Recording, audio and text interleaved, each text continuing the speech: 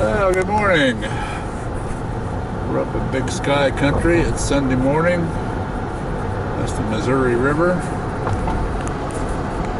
I'm in Great Falls, Montana. I'm going to head up the road here, Highway 287. Not 287, just 87. Up to a place called Missouri Breaks at Fort Benton.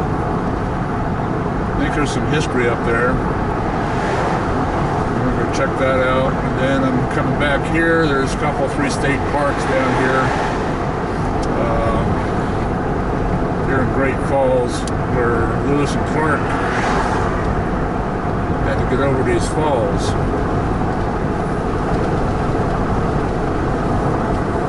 And there's a big story about that, but I'll tell you more later. Well, I heard that there's a cold front coming in. It's supposed to bring some cooler temperatures and maybe even some snow up here in Glacier National Park. That'll help the firefighters fight that blaze. But I think I see this front right in front of me over here to the left. Kind of in a place where I'm going. Hopefully I can get the Missouri Breaks and back before that hits. It doesn't look too severe, it just looks like some rain. But it should cool things down. It's about 10 o'clock in the morning now, 70 degrees, not bad. 70 degrees is pretty pleasant. Anyway, Missouri Breaks is about 30 miles up the road here. I'm just going to make a quick jaunt up there and head back to Great Falls and see stuff there. See what's up over this hill.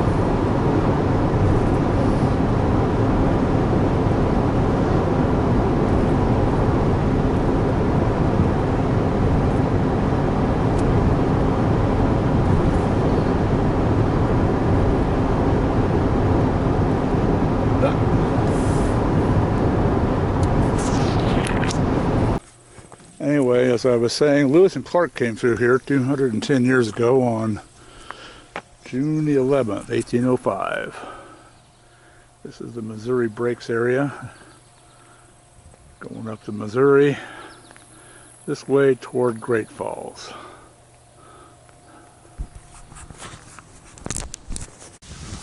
Still in Fort Benton. Another picture of the Missouri. And I stopped, took a picture of this old hotel. It's been here for a long, long time.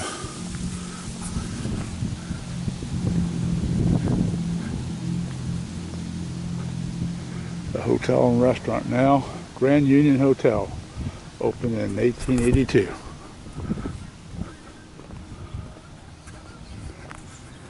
Beautiful downtown Benton, Fort Benton.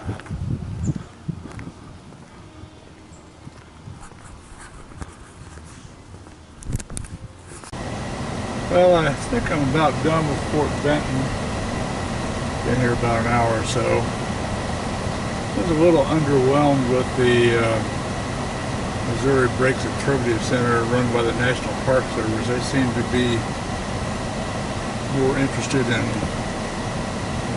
extolling the virtues of the fee-based tourist attractions that town has to offer than they did interpreting the Missouri Breaks. Well, apparently this is the oldest town in Montana. It was a stop for the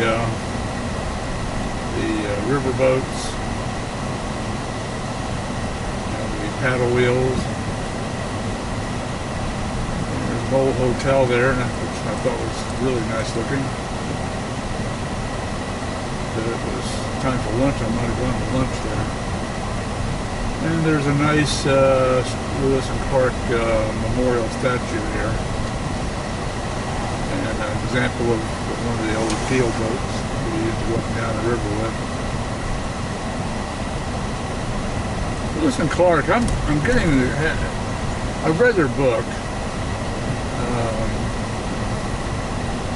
can't remember the name of it right now. It escapes me. But I'm starting to have even more appreciation of what that exploratory event was like. It's akin to Christopher Columbus. Basically, they were going into the unknown. They didn't know what they were going to see or what they were going to have to deal with, and they just went. And kind of like Christopher Columbus.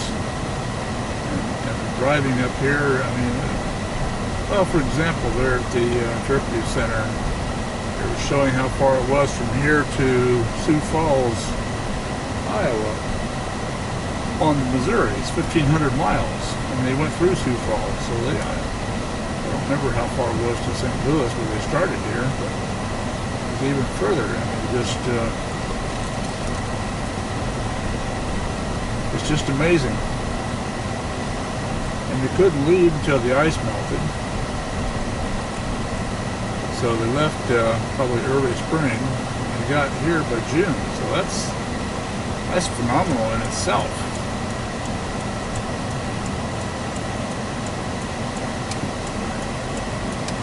And the adventure goes on. They actually got over the mountains before winter.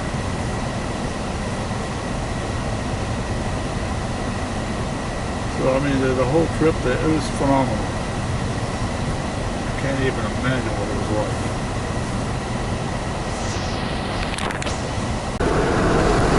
So that's Fort Benton down in that valley off to my left here.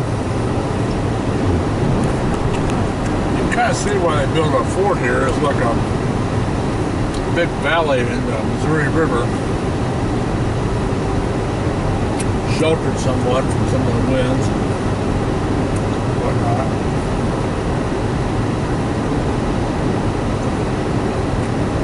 Kind of a natural harbor, I guess.